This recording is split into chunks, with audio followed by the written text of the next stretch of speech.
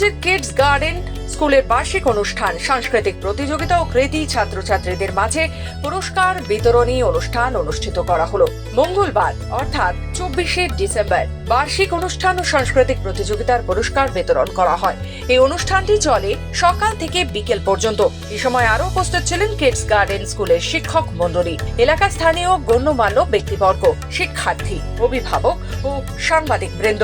একটি শিশুর প্রধান শিক্ষা কেন্দ্র হলো তার পরিবারের পাশাপাশি শিশুর মেধা বিকাশ ও উজ্জ্বল ভবিষ্যৎ নির্মাণে শিক্ষা প্রতিষ্ঠান গুরুত্বপূর্ণ ভূমিকা পালন করে। তবে এই অনুষ্ঠানে কচি কাচারা সেজে ওঠে বিভিন্ন সাজে।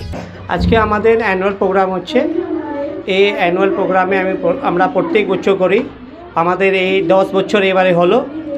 আর আমরা চাই কি শুধু এডুকেশন নয়, তার অ্যাক্টিভিটি, এক্সট্রা অ্যাক্টিভিটি যে দরকার আমাদের স্টুডেন্টের জন্য ফিউচারে, তাই জন্য আমরা বিভিন্ন রকমের অ্যাক্টিভিটিস করানো হয়।